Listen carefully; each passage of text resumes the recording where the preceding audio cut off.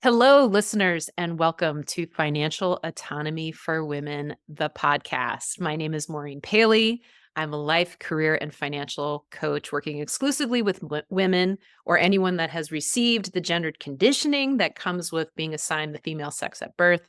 I'm so excited to welcome you to another episode of the podcast. We have a very special guest today. First, I want to tell you the title of the podcast because this is super important. Today's episode is titled How to Be Great at Anything. Yes, that is the title. How to Be Great at Anything. We're going big on this one. I'm really excited about that. And today, my guest is Tami Hackbarth. Tami Hackbarth is a life and work coach, speaker, author, podcaster, and fair play facilitator. She works with women who want to get their time and energy back so that they can create the world they want to live in. Tami began her career working in politics after graduating from UC Davis. In her mid-30s, she began her second career as an elementary school teacher. It was in her work as a teacher she found herself physically, mentally, and emotionally exhausted. These were the beginning signs of burnout. In response, Tami began practicing 100% guilt-free self-care. It completely changed her life in and out of the classroom. Now, Tami dedicates her work as a life and work coach to helping others change their lives through 100% guilt-free self-care and the fair play method. She is a certified life and work coach through UC Davis Continuing and Professional Education, a fair play facilitator through the Fair Play Policy Institute.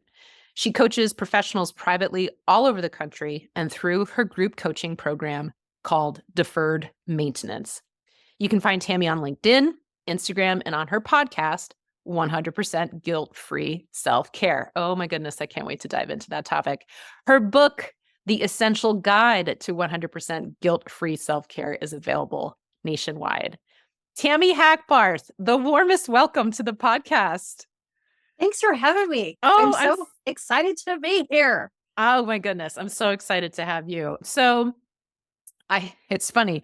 When we talked about what we'd like to talk about today on the episode, and we came up with the title, How to Be Great at Anything, I was like, well, this is a pretty big project that you and I are going to enter in on today. So what are your thoughts about that title?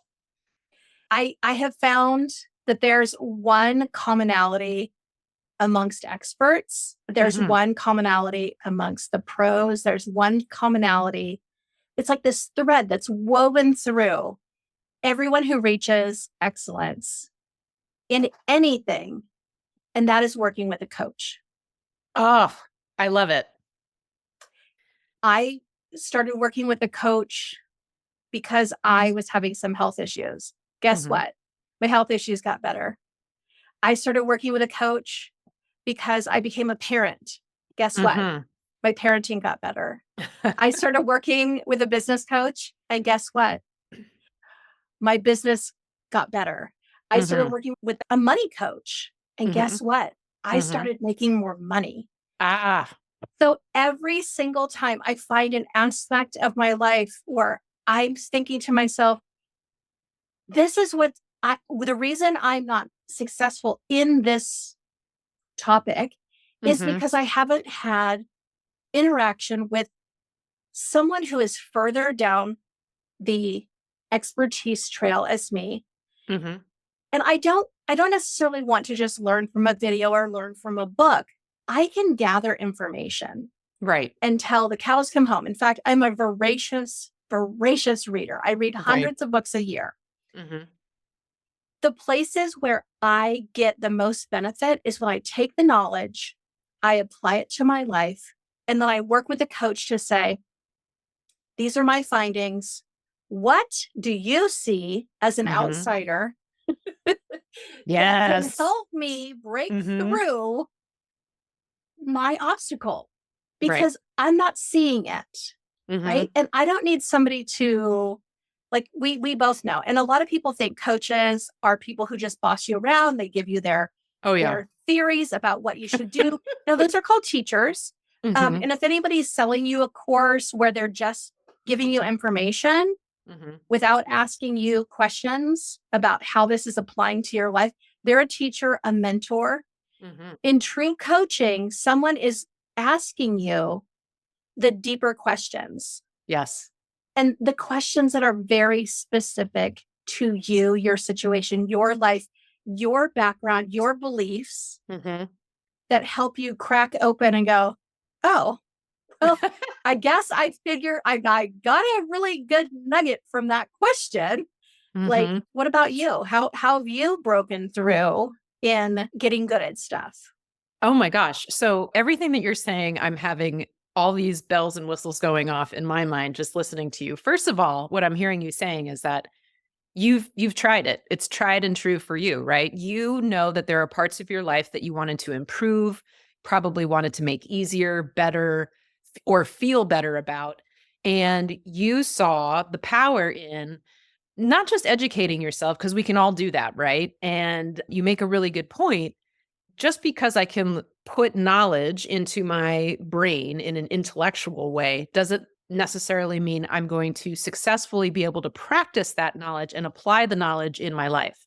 I can make an attempt. And a coach is somebody who doesn't boss you around, but you can say, I ran this experiment with the knowledge that I gained. And can you help me look at the results? Can you help me? And then can you help me identify what barriers are here? Because my favorite part about coaching is that a good coach can see the things, as you mentioned, can see the things that you're not seeing.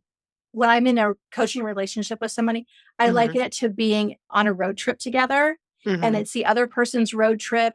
They've put the plans together.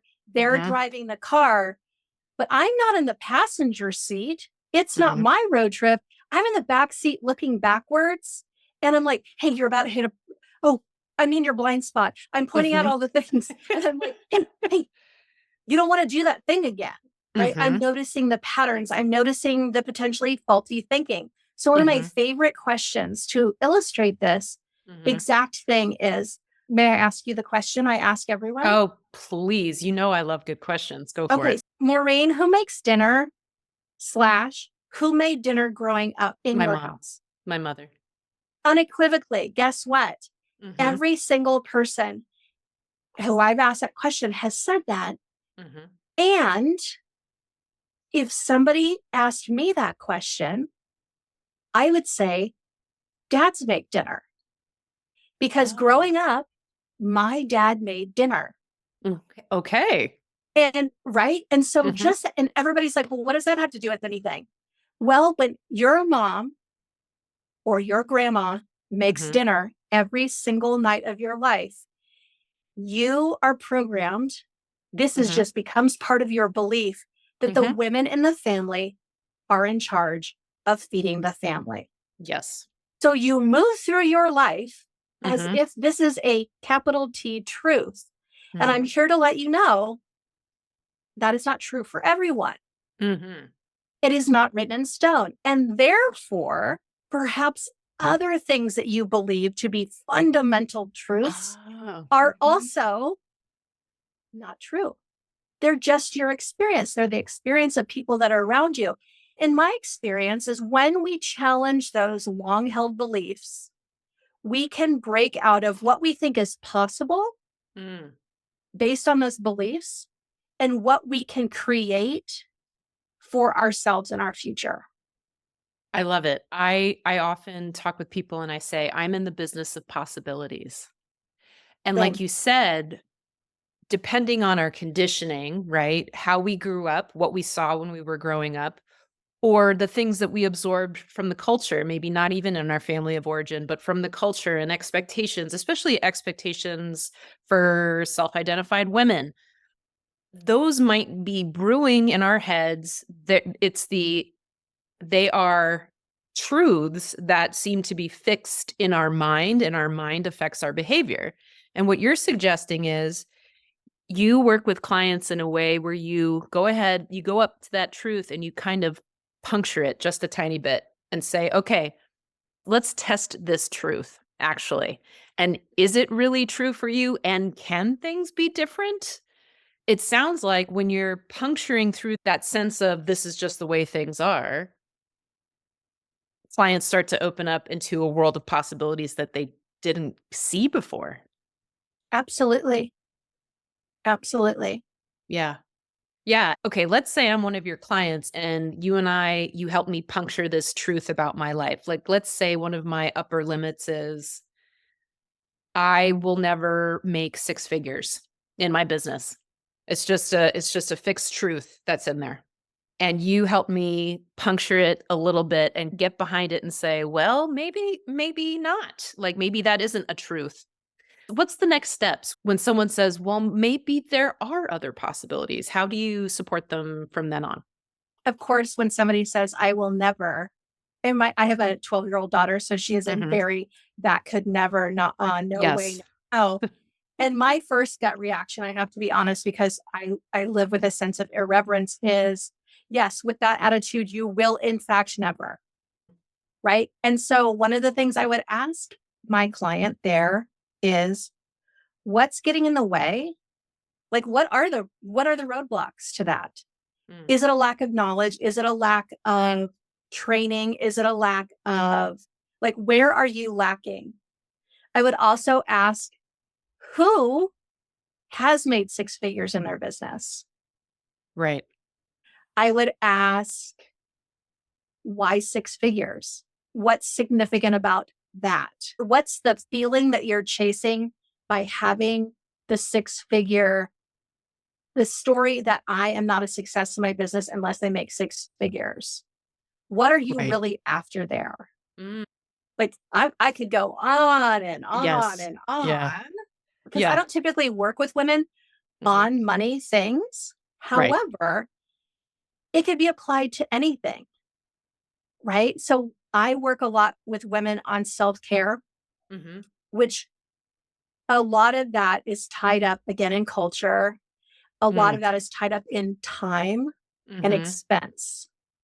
So Yes. I approach my clients a lot with, well, if you say you don't have enough time for something, let's do a time audit to find out where your time is truly going.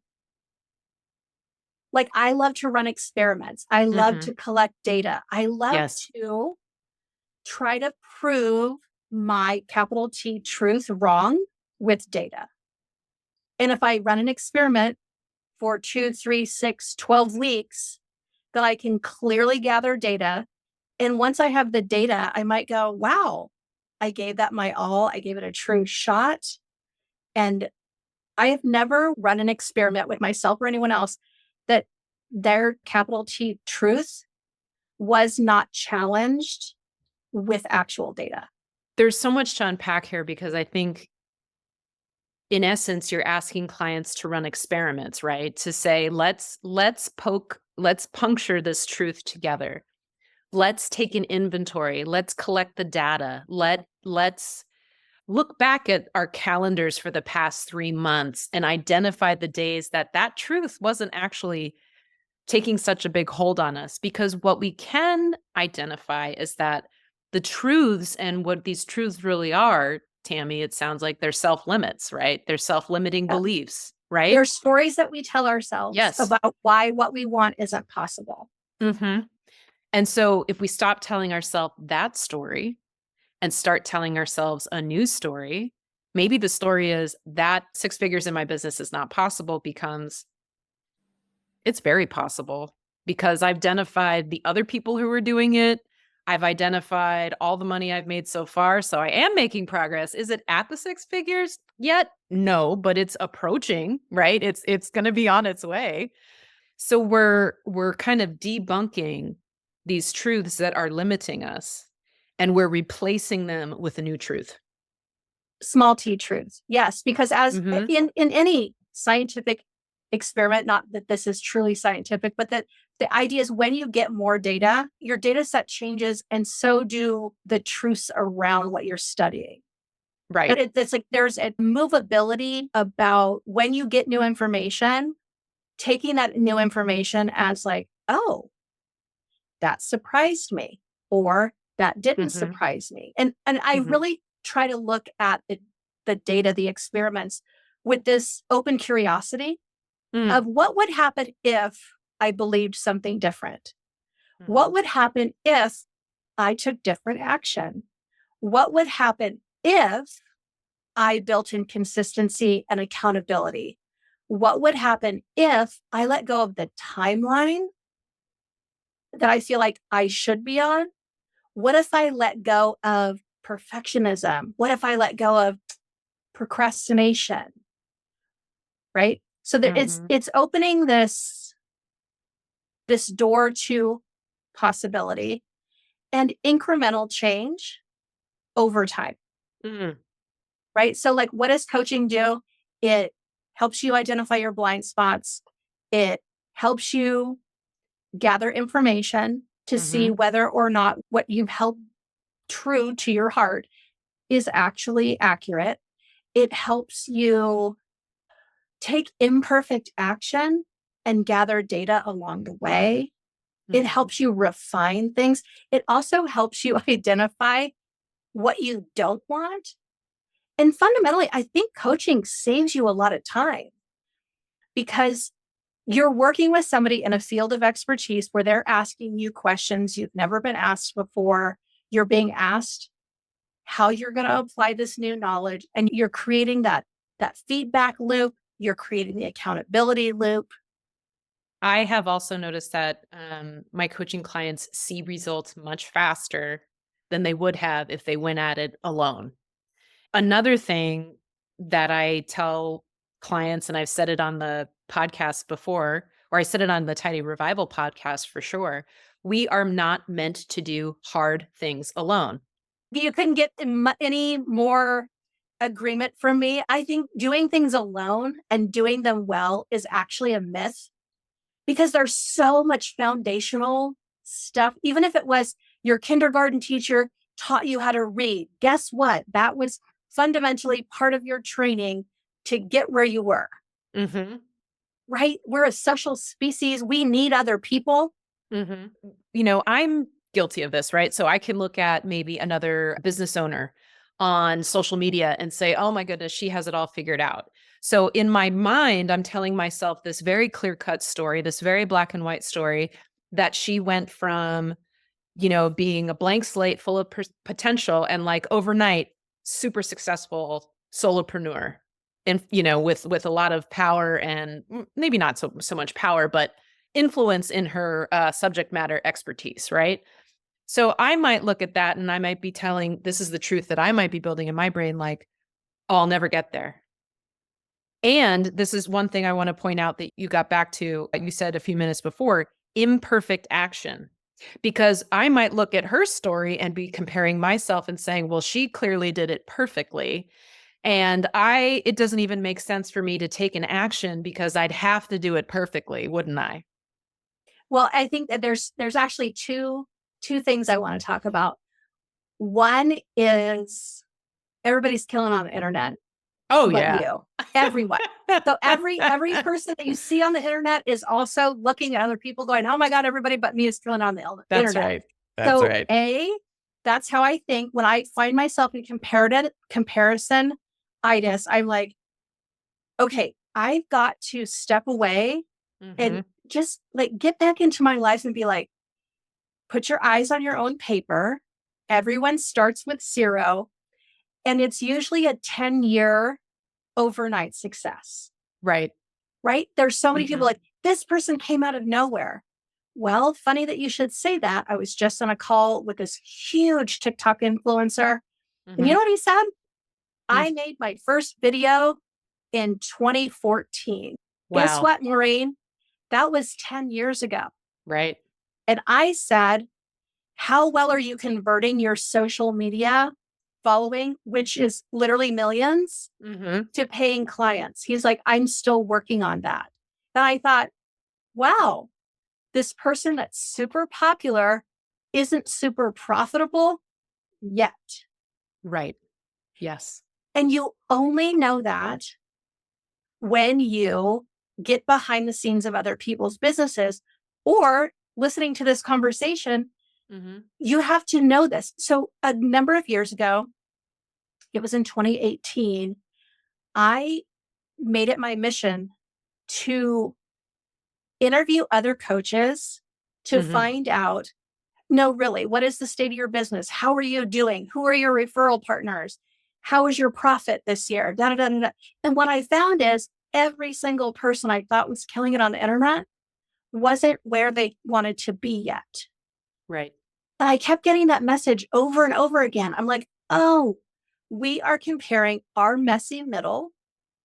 We're Mm. always in the middle of the story as humans, right? I'm comparing my messy middle with Maureen's flawless, what seems like flawless Mhm. ascent. And it's simply not valid, which is why when you get into these coaching conversations, we can have these compassionate, compassionate Yes. hug sessions where we're like, Yes. honey, no one's killing on the internet. Even if they're killing on the internet, we're Yeah. all dealing with our same stuff, Mhm. right? Yep. Yeah. I love that you brought up the messy middle because we're always in the messy middle of our lives, right? We tend to, I think like maybe our brains tend to structure this timeline in our life and maybe the timeline in whatever's important to us, like whether that's running my business or buying a house or running a marathon, whatever it is I want to do or get to, right? I only really look for the big milestones of getting there, right? Like crossing the finish line rather than and then that creates I kind of get into this space in my mind and I work with clients through this as well. It's like, well, if I have to get there, I can't possibly get there from the messy middle. And it's like, actually, and this is where we puncture those truths and we ask good questions. Where is the data showing you something different? Well, Um, exactly. And I'm like, that is literally the only way you get somewhere. yes. I read this thing, I'm not a weight loss person at all. That's not my Mhm. jam. Mhm. But this story really illustrated for me what it means to take incremental change and incremental action. Somebody Mhm. had lost this very significant amount of weight, maybe like 200 pounds. And Mhm. everybody was like, oh my goodness, Mhm. how did you do it? And Right. it was a man. And he said, well, first off, I didn't lose all of it at once. I lost 1 pound at a time over and over and over and over again. And sometimes I gained some, and then sometimes I. So he was like, let me tell you about a journey that did not happen overnight. Mhm. Let me tell you about a journey that was each choice I made. Sometimes I lost, sometimes I gained. What I did was I kept going. And when I got new data, I put that in my little notebook and said, oh, I need to change some things up. Now I'm going to make little tiny different actions to get the result. And we cannot get from point A to point Z. Oh man, that's a lot of letters. I believe that is Oh, what 24 letters between A and Z. If we're that counting, is right? There's 26 letters. If we're not celebrating at B, C, F, Q, R, mhm. we're going to quit. Indeed we will. Yeah. And so one of the things that we had talked about offline was you said, Mhm. what gets in the way of clients, people reaching their goals? Yes. And I think it is exactly three things. Ready for this? Mhm. I think our goals are not clearly articulated. Okay. I want to get better at skiing. Yeah, that doesn't mean anything. You're going to Mhm. have to like winnow it down, my friend. Yes. I wanna be Winnow it down. healthier. It's like I want what to be healthier. What does that mean? exactly. Yeah, exactly. So we have to Mhm. make our goals much more specific, Mhm. much more specific. Such a huge part of the population Mhm. needs accountability. And my experience has been the people who need accountability resist accountability. It's like they're allergic to it. They're like, but I shouldn't need accountability. And I'm like, Oh, yep. but you Mhm. do. But you Why? do. Because you're It's just a okay. human being. That's the only reason why. And I think that also goes back to the story we tell about this rapid ascent overnight from 0 to 100. Well, that person's successful and like They didn't need any accountability. help. They Of didn't need any help. course, right? Of course they did.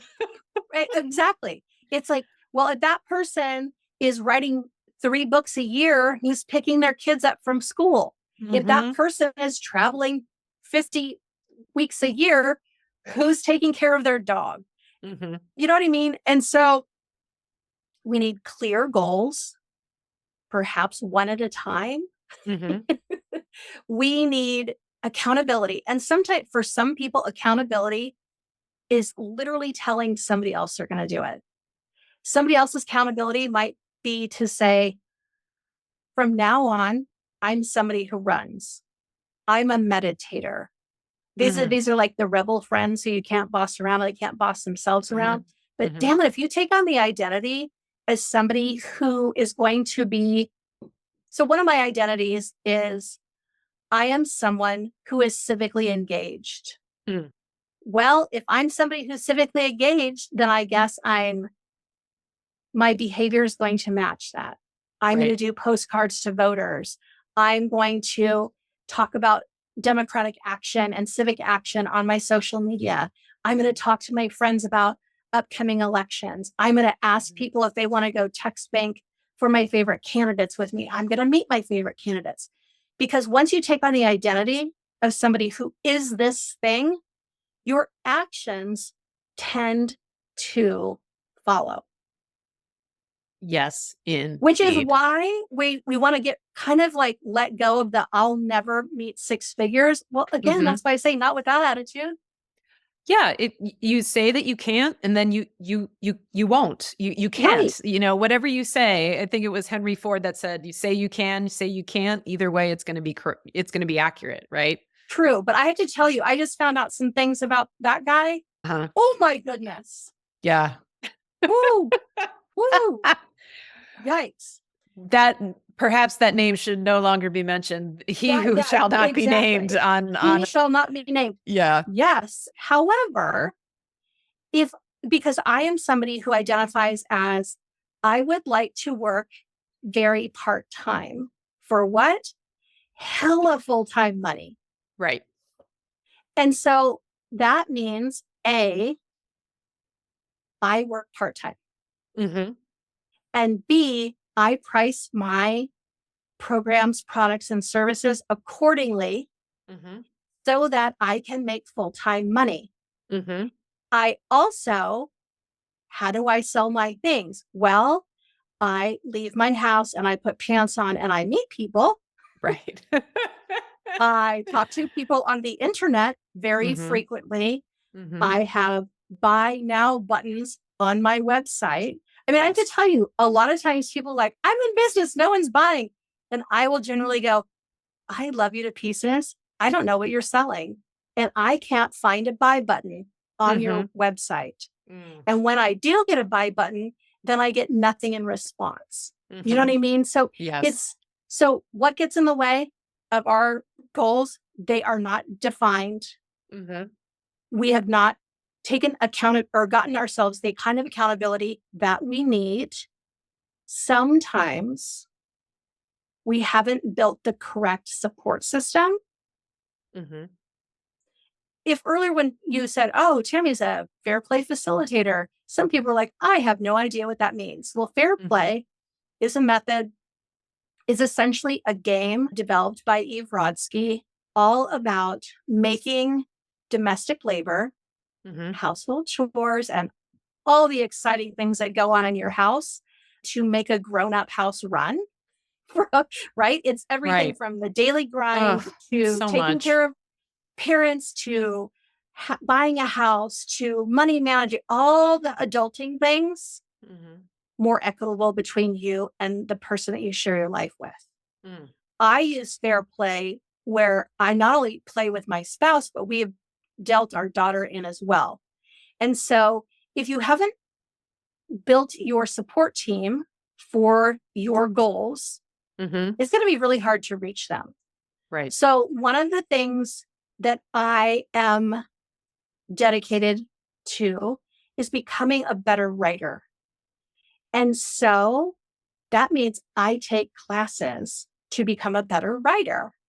That Okay. means I have to take other things off my plate, give Mhm. them to the other capable adults, Mhm. slash child in my house so that I have this time to dedicate to growing myself as a person. Mm. Does my husband also get this dedicated time and resources? Yes, he does. Right? So, Right. and do I have coaches for all my different things? Of course I do. Right. Because what I feel like coaching helps you skip the line. It helps you, it's like you're copying the homework of the smartest kid in the class Yes. with your own twist. Yeah. It Right? is. You're like, give me all of the things I need and then help me apply it to my situation so that I can jump over. What if you could, by simply hiring a coach, jump over 2 or 3 years in your success? Right? So if you hire a financial planner, if you work with a financial coach, maybe you could pay down your debt faster. Oh, yeah. You absolutely can. Maybe you could start investing. Yeah. Maybe you could become a homeowner. All of Mhm. these things you didn't think were possible could Mhm. become possible because somebody else is like, oh, I already figured that out. I Yep. got this part. Mhm. What's getting in the way of you actually doing this part? Yeah. Yeah. And it's like coaching can get us on a fast track to, like you mentioned, to getting clear and to having that supportive accountability to get there quicker than we would have otherwise done had we been left to our own devices. And I want to go back a little bit to what you were talking about with fair play. And you started talking about how you have to take certain things off your plate and allocate them to another person's plate in your family unit so that you can go spend the time and energy improving your writing skills, right? And what you described there sounds exactly like a budget, right? Because I work with people, financial coaching, budgeting comes up all the time. It's like, I have so much income and I have these expenses. How am I managing my budget so that I'm not in the red and that maybe I'm even in the black and I can make some other goals happen? So it sounds like this fair play method is really a way for like you to get with the people in your life and develop a budget for time and energy and responsibility to share the household labor. Yes, I'm going to say yes. And okay, when you say budget, I say boo. When you say Oh, budget, I say yay, a plan. Because okay. here's the thing, going back to that original thing, who makes dinner in your house? Mom. And I'm like, nah. What are gut reaction to the word budget? Some people would be like, it's restrictive, it's holding me down, it's It's no fun. it's like saying diet. It's like saying diet. Or but when and I did for a long time Sure. until somebody gave me the magic words. I believe it was some sort of financial person who said, Mhm. no, a budget is giving every single one of your dollars a job. And I That's was right. like, my What? money loves to work. Quit it. And this little pile of money has this job, and this little pile of money Mhm. has that job. Right. And so it takes the onus off this one little thing. So fair play really is a system where it's not misery loves company. One person has all the jobs and it sucks. And I want everybody else to take their fair share because this is terrible. No, fair play is about there's cards that go with it. There are these lovely little cards that I wish I Mhm. had sitting at my desk, but for some Mhm. reason I don't. Mhm. Little cards. And they take 100 categories of things that must be done. Mhm. And what you do is the very first thing you do with your beloved is say, I have my 168 hours. You have your 168 hours. Our time is equal, regardless of how much money that we make, because we're trading hours, not dollars, Right. because we are keeping our home organization, not like the kind Mhm. where you put it, things in a filing cabinet, but Mhm. the organization, that the organism of the home, Mhm. we're keeping it going together. So it's like Mhm. a third entity. It's like a little corporation, your household. Yeah. And you're like, here's 100 jobs. And the very first thing that you do in fair play is you say, are there any cards that we can get rid of? Right? Mm. Much like when you're doing your budget, you're like, do I really need to have a line item for? I can't think of something that you'd be like, I don't need that. Right. But there are parts of your budget that you're like, oh, that's not applicable to me. Perhaps you're somebody who lives in a city and you're like, oh, I don't need car insurance. I don't need parking. So Mhm. you're just like, woo, I can, because you are then allocating your time and your resources to the things that are relevant to your budget. So in Mhm. fair play, you get rid of, let's say, 40 cards. Now you're down to the 60 things that the two of you, by the way, this can be done with roommates. This can be done with people who are caring for their elders when you're trying to divvy up who's doing what when you're taking care of an elderly parent or Mhm. relative. You can be like, okay, these are the things that need to be done. Mhm. This is what we've decided is important. And then say you're the person who is in charge of laundry. Mhm. That means there's three parts: it's conception, planning, and execution. That Mhm. means you think of all of the things and you go through all of the planning and then you do the actual thing. And then you have this part where, because a lot of people get stuck here, they're like, but my person won't do it as good as me. Therefore, I'm going to take it back. No, no, no, friend. What we do is we establish together what it means to be done to a minimum standard of care. It's really a communication tool to get Mm. everyone in the family on board with what it takes to run a household, what it Right. takes to run a family. Mhm. And P.S., if you're sitting here and you're like, I don't have a spouse, I'm not Mhm. married, I don't have kids. Guess what? If you're a single person Mhm. living in your household, Like guess me. what? You get Mhm. to hold all the cards. Mhm. Oh, so I have all the You responsibility do, then. Yeah, I unless know. you don't. And if you're like, oh, I can just hire people, guess what? This is Right. the way that you can hire well, because you're like, these are the things that are important to me. This is how I'd like it to be done. This is Mhm. the agreement that we're having. Right. Right. So we're using our time and our energy in a very focused way. Yeah, and it sounds very organized, and I know that I'm the type of person when it goes, and I work on this with clients too. When it goes from chaos and fretting and anxiety and burnout ish, and then it becomes you strip out what's got to go or what does isn't even relevant. You're creating more and more clarity, and then you organize it into a system that's usable and repeatable. Oh my God, I can feel it in my body right now just thinking about it. And this is exactly what I help people do in the where the money is going mini course. It's like there's so much chaos about all the spending that we do and how we do it and where the money goes. We got to get clear and see it in order to feel, oh, okay, it's not so bad. It's not so overwhelming.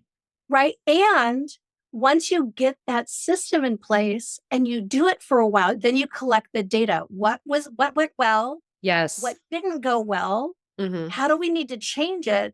Hmm. Because you don't have to throw away the entire system. You Hmm. just go, oh, it turns out that thing needs to happen on a different day, or we need to Hmm. do it at a different shop, or we need to Hmm. get these supplies on a repeating subscription or Hmm. whatever. But it really takes a lot of the thinking work out, and it gets rid of a lot of decision fatigue, Hmm. because you're not trying to hold all this information in your head, Hmm. and you're not kind of just like winging it. Right. You're not winging the most important parts of your life, your money and your house or your job or your kids. You're Yeah. like, Mhm. I've got a handle on it. I think a lot of people end up feeling like they're a bit of a mess Yep. because they don't have systems. Mhm. Yep. They don't have their values kind of on lock. They don't Mhm. have help Mhm. getting rid of what isn't important so they can focus on what is important. Yeah. And this is what, as we, of course, are concluding here, this is what a good coach can help you do. I want to actually take a moment to remind our listeners this podcast, Financial Autonomy for Women, what we do in this podcast is we talk about the 7 ways that we engage with money. And those 7 ways are earning, spending, saving, investing, borrowing, giving. We give more than men.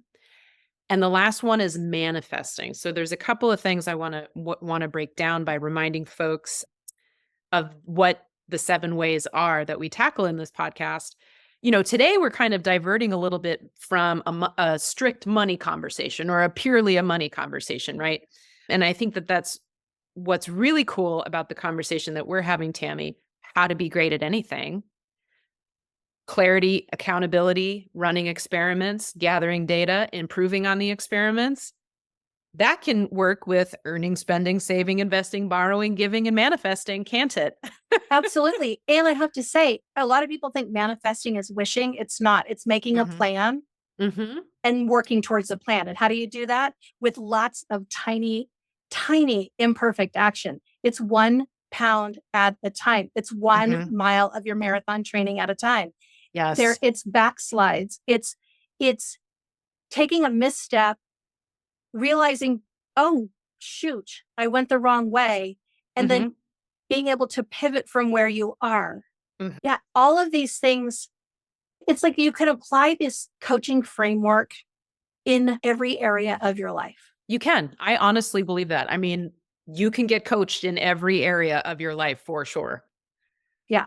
Yeah. One thing I want to go back to that you mentioned, and I think you were, for me, when I heard you mention it, it sounded like we were getting into like a manifesting mode a little bit because you said the things that I say to myself, it was basically like you say certain things to yourself that create an identity of I am a person who does this, and thus I go out and do it. So it's almost like the manifesting recipe, right? We've got to imagine and envision this thing we want, or this person we want to be, or the type of person we want to be. And we have to take action. It's almost like you were describing like an act as if scenario, and then like you become that person. Absolutely. I have to say, one of the things that I hold in my vision every single day is myself at the age of 75. Mm-hmm. Mm, Because for me, it's like just 20 plus years from now, right? yes. Who am I going to be at 75? Well, in my head, I'm going to have rock and silver hair. Mm-hmm. I'm going to be really strong. I am going to have enough clients that I feel financially secure. I'm Yes. going to be speaking 10 to 20 times a year. I'm going to have another book. I'm going to have a waiting list of people to work with me. Mm-hmm. I am going to still be communicating. I don't know if podcasting is still going to be around in 20 years, but Yeah. I love this. I love these conversations. I'm going to be in conversations, important conversations with amazing people who want to change the world.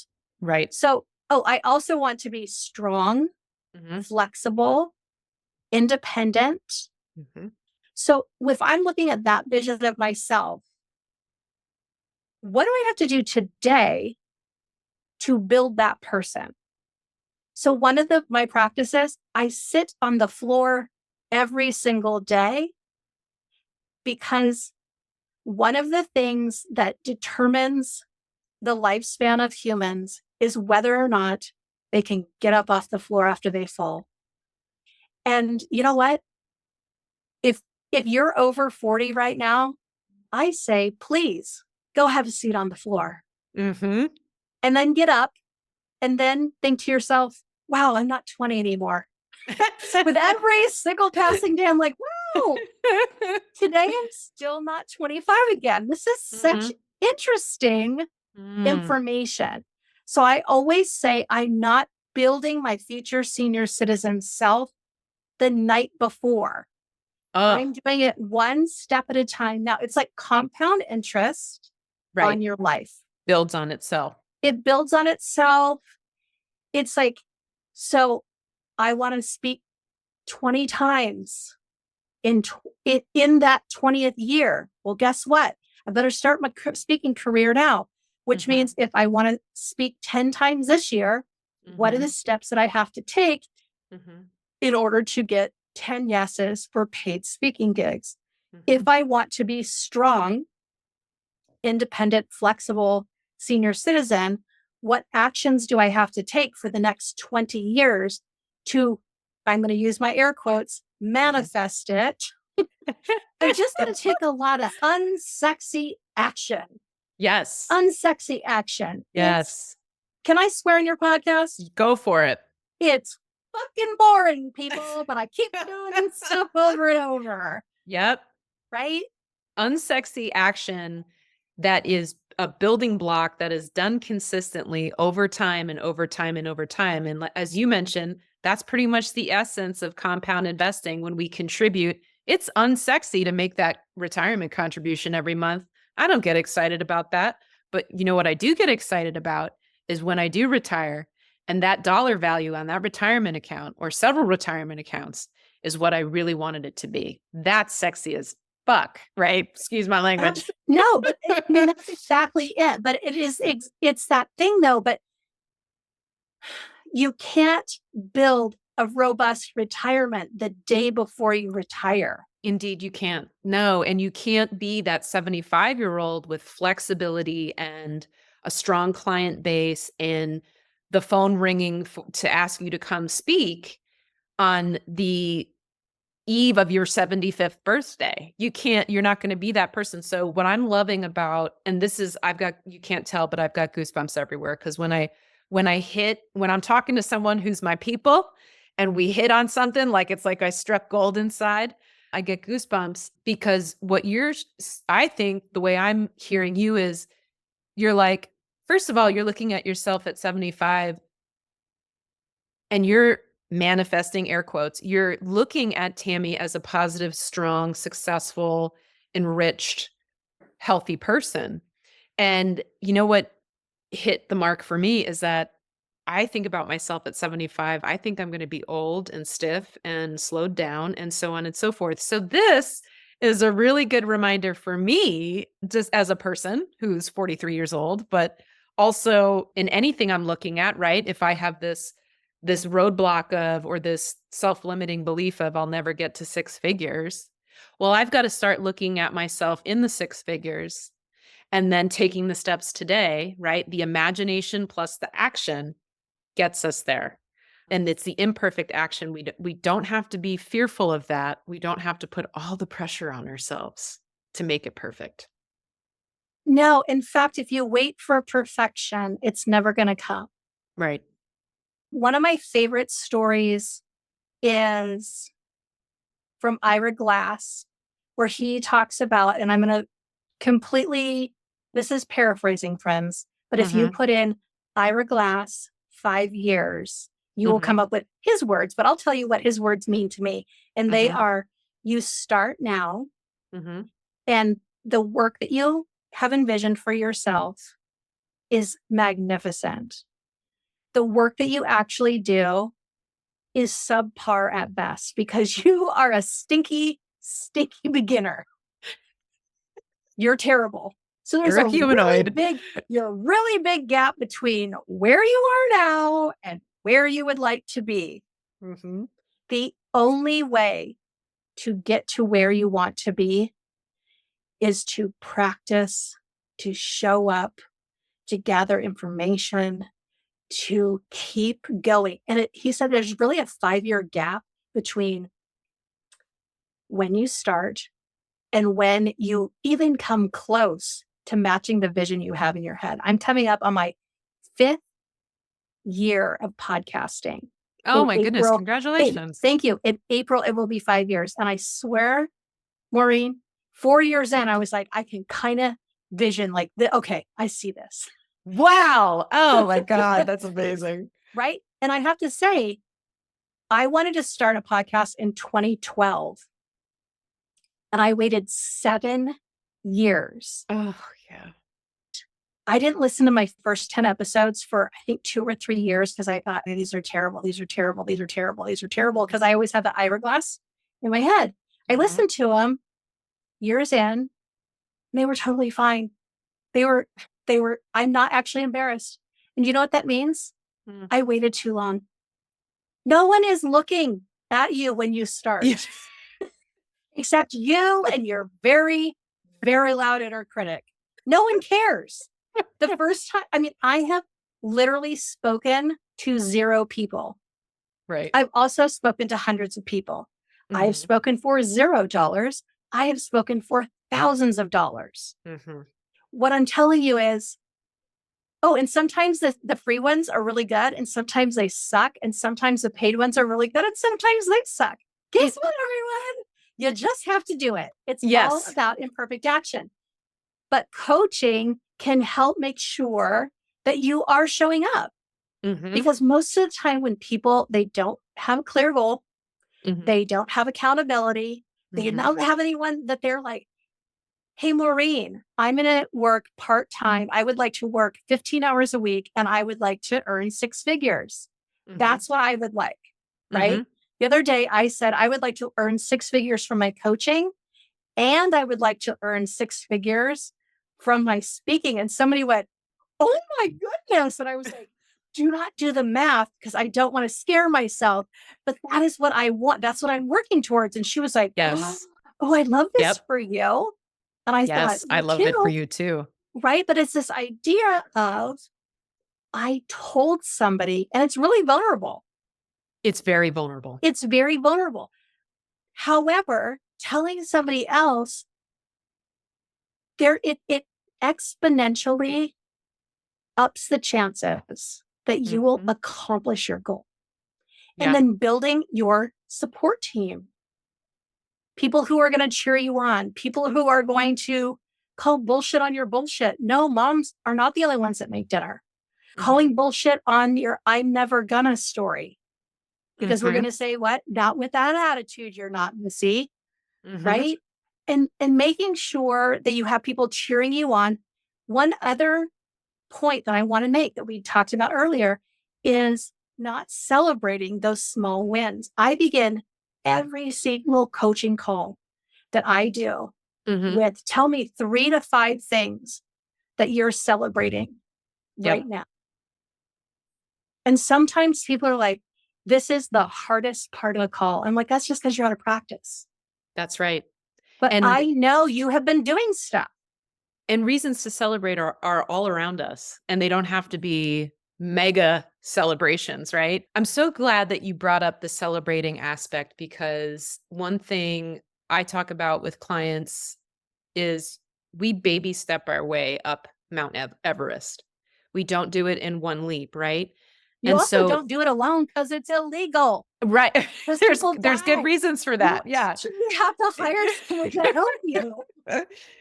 But what I encourage folks to do when they're developing that accountability plan, when they're visioning the day they're going to do it, they're going to make that phone call, build that website, send that invoice, they're going to start that automatic savings or investing plan, things like that.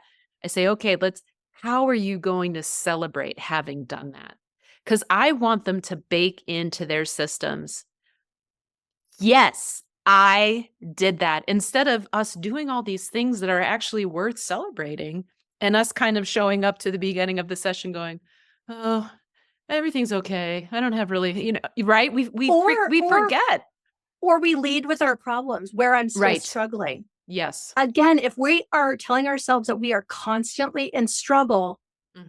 our brain Can't tell the only does, difference. well, it only does what we tell it to do, Yeah. right? Mhm. So, in absence Mhm.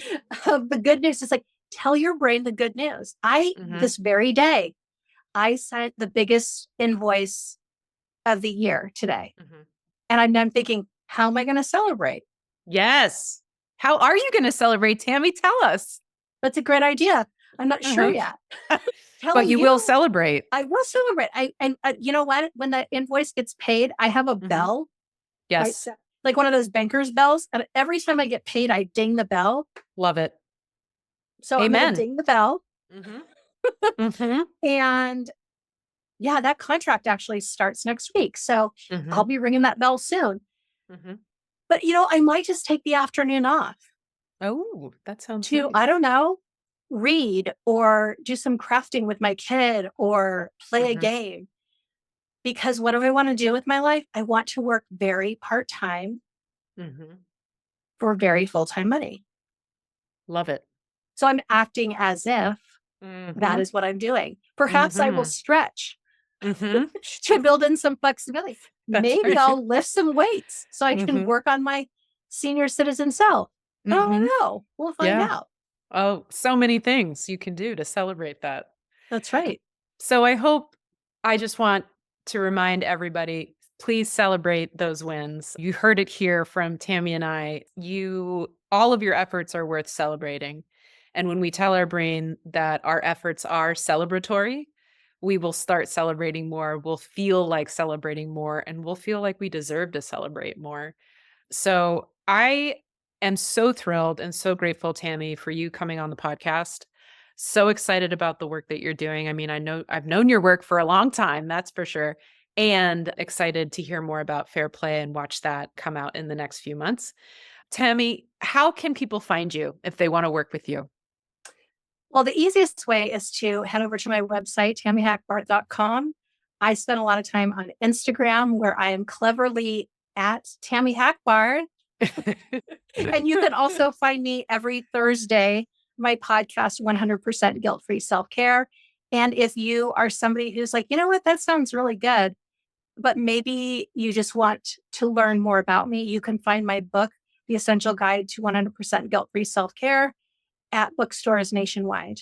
Excellent. Oh, Tami Hackbarth, thank you so much. And everybody listening, I'll include all of that in the show notes so you can find Tammy and you can read her book and listen to her podcast.